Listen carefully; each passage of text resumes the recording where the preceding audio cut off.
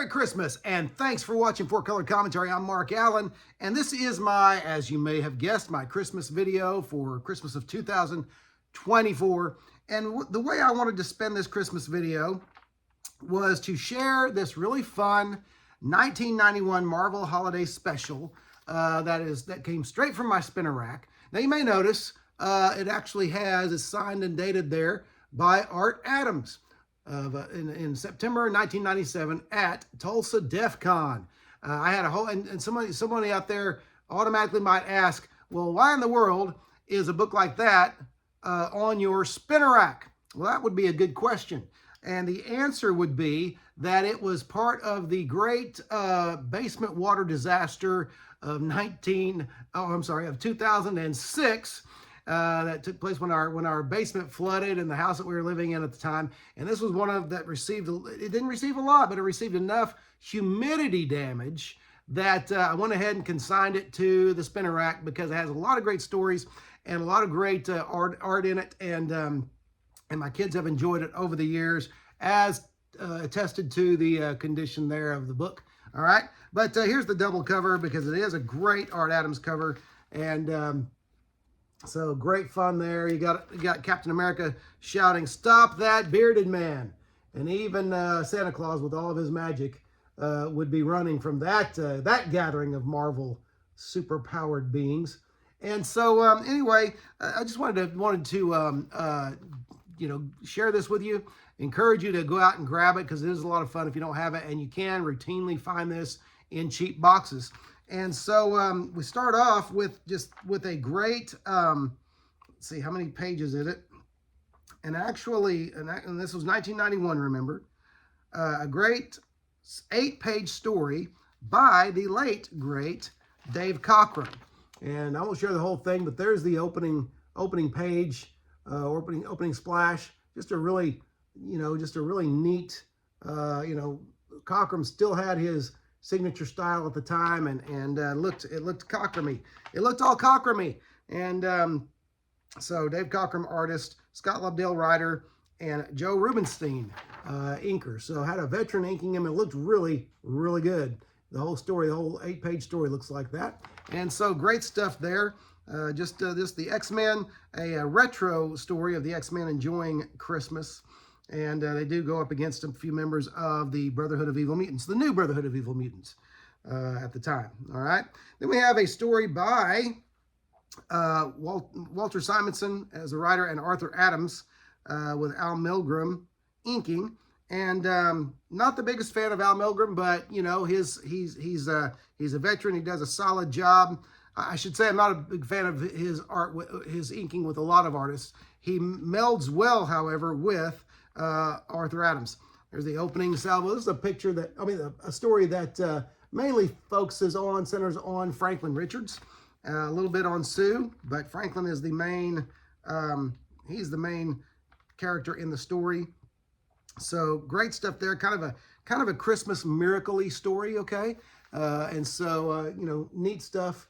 Of course, Art Adams, especially in that era, this was back when art was still drawing stories, not just covers. Today he is primarily a cover artist, does a lot of variants, okay? But I remember the day when he, and many of you do as well, when he drew stories as well. All right, we got a great little pin up here after the second story of the Fantastic Four carrying home a tree.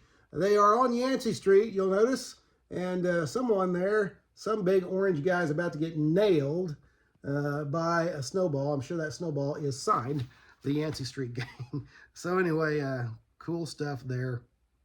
All right. Next we have a story by Stephen Grant, writer, and Klaus Janson, artist. And as you would say, okay, well, that's going to have to either be a Daredevil or Punisher story. It is indeed a Punisher story. Okay. And there's the opening pages, and of course, very, very much Klaus Janson.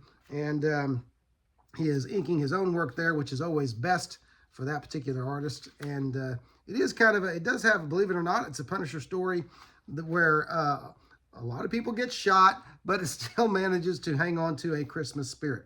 All right. Then you have a pinup by Tom Greinberg after that story with the Punisher. And evidently The Punisher has either just followed the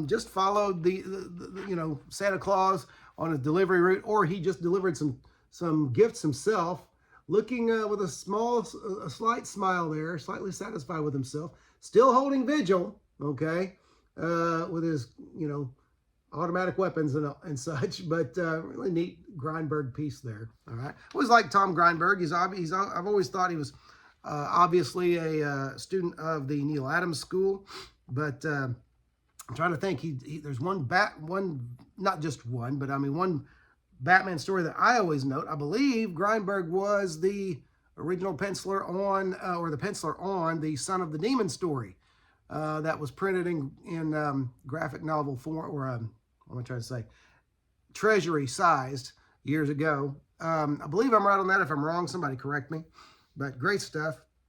The next is a story by the team that was doing Thor at the time, Tom DeFalco, writer, and Sal Buscema. Of course, you all know how I feel about Sal. And this is a truly, there's the opening page. This truly has a Christmas feel to it, as it deals with the Norse gods and their dealings with human beings. And of course, there are, I got to give you the closing shot. A good midwinter to all, and to all a good life, said by Odin himself as he rides over the earth in his something like a chariot, in his chariot with a couple of goats pulling him there. All right, so great stuff. There is a villain, there is a hero, and it is a great story, but with a Christmas spirit. Then you have another great pinup here by Ron Franz and Pat Olaf, and great Thor. Was never a big fan of Thor's mask at all. Didn't know why he needed it, but there you go. But neat pinup anyway. This was just one of those holiday specials that really, to my mind, hit it out of the park. In between, you have an essay piece or an editorial piece in the spirit of Christmas by Barry Dutter, and I don't know who Barry Dutter is, but it's just talking about growing up with the Marvel Christmas treasuries, and of course I did that as well. Didn't have any Marvel Christmas treasuries. I was surprised. Have the one and only Archie treasury back here, and of course have one of the DC treasuries here. And but I had no Marvel treasuries when I went and looking in my stack of treasuries. I'm going to have to rectify that. All right. But anyway, another great pinup by Darren Auk and Steve Montano. You got evidently a snowball fight there between the X-Men and some X Factor members and the Fantastic Four. Or members of the Fantastic Four. So cool stuff. Cool beans. Gotta love stuff like that. That kind of thing is just fun. Okay. Next had a great, and I'm going to shout out this story. He had a great Captain America story called Precious Gifts by Len Kaminsky and Ron Lim, who was doing Cap at the time, I believe. And what's really cool about this is, and if you can see the image there, he's thinking of, the imagery of, there's the imagery of he and Bucky fighting in World War II. This story really is a seminal story. I don't know if I should use the word seminal, but it's a significant story because he learns something about a family member of Bucky's. He meets a family member of Bucky's, and that's all I'll say. And is able to, it's just a really heartwarming Christmas story. It really is. And Captain America kind of gains a family. All right. Now, I don't know. Looks like this is a Dan Panosian piece. You have a pin-up, Happy Holidays by Captain America and Diamondback, even though Diamondback doesn't appear in any of the stories. Real quick switch. Make sure I don't get interrupted by any, there we go, phone calls. There we go. There's a great pin-up by Dan Panosian. Okay. And I always liked Diamondback. I don't know ultimately what became of her, but I liked her in Cap at the time as his partner. And in fact, I'm going to be reviewing soon a really great, what I think is one of the best storylines that during that period of Ron Lim doing the art of Captain America, and it greatly involved Diamondback. Next, I have a story by Howard Mackey, writer, and John Niebert, penciler. It is a Ghost Rider story. I don't know Niebert's name either. These are going back to some artists who obviously were working in the late 80s, early 90s. But there's his Ghost Rider, which is pretty imposing and impressive. Okay, but in this particular story, he's helping a blind child and who is in some trouble. How does a blind child get into some trouble, you ask? Well, you'd have to read it to find out. Okay, so great stuff. I don't know how. I mean, it's at least warm in one sense, as far as because that close to the Ghost Rider, that little boy's got to be warm. Okay, and so, but I will give this away. He thinks that the Ghost Rider is Santa Claus. When he first comes upon him, he hears his chains jingling, and he thinks it's bells, and he feels his leather boots. He's like, Santa. This was kind of cool. All right, and it does have a happy Christmas ending. Now, you also have, it came upon a midnight clear. It came and went on a midnight clear, starring Captain Ultra. Captain Ultra, the one who debuted in a Fantastic Four comic that I talked about not long ago. Can't remember which issue, but he first appeared debuting for a place in the Frightful Four. Okay, and so I learned in this one. You learned his name. And I don't know if you learned his name before this, but he's a stand-up comedian. Who would have thought his alter ego is a stand-up comedian? It's a funny story and a fun story, and it has a good Christmas feel. All right. Next, you have a Rurik. You have a pinup by Rurik Tyler. Again, never heard of this guy. Never heard of a lot of these, but it's a great pinup with Spider-Man and Mary Jane, and they've fallen into a vat of holly. Okay. So, there you go. In a vat of holly with Mary Jane. They're married. So that's a great arrangement. Okay. Mistletoe. I'm saying holly. Mistletoe. All right. Okay. I keep saying holly. What is wrong with me? All right. Next is a story. Danny Fingeroth writer, Ron Garney penciler. This has got to be kind of an early Garney story. But it's a Spider-Man story. Great opening splash there. Great, action pose there by Spidey. It's a story dealing with Spider-Man, J. Jonah Jameson, and a bunch of kids in a hospital.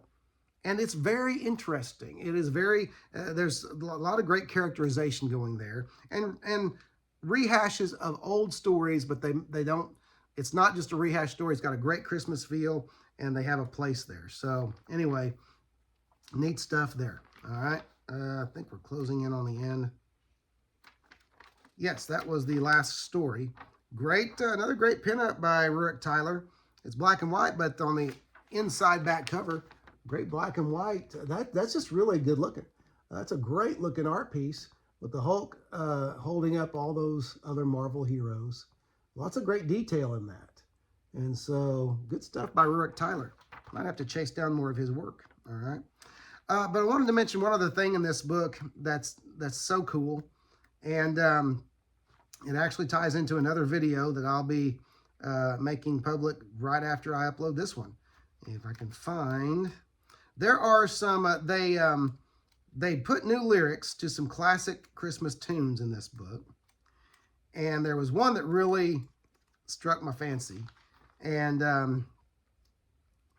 me find it. My goodness, I saw it. Where is it? Where is it? Okay. Well, anyway, they did one. My goodness, why can't I find it? They did one with, they did about 4 different Christmas songs. Not carols, but old songs. Have Yourself a Merry Little Christmas and Jingle Bells. And they put different lyrics to them. Here we go. They did, let's see. Have Yourself a Merry Little Christmas, 12 Days of Christmas, Jingle Bells, and Vogue. Okay, they did one with, I know about Vogue by Madonna back in the day. I never cared about Vogue because I really never cared that much about Madonna as a performer. So there you go. But anyway, this one of these I have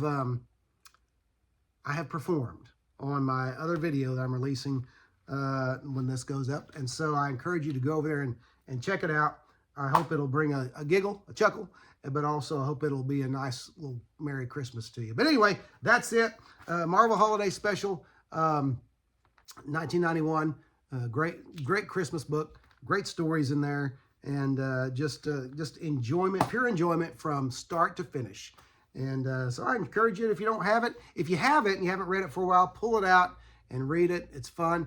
If you don't have it, go look for it, because you can find it, and it will not dent your wallet, okay? But anyway, that's it. Hey, I'm glad you watched. Thanks for watching. Don't forget to like, comment, and subscribe, but especially comment, because I like the conversations. But anyway, thanks for watching 4Colored Commentary. I don't know that this will be my last video of the year, but it's quite possible. This one and the other I referenced. But may you and your family and your loved ones have a wonderful, the best Christmas season ever. Happy New Year. And as always, just thanks for watching, and we'll see you next video.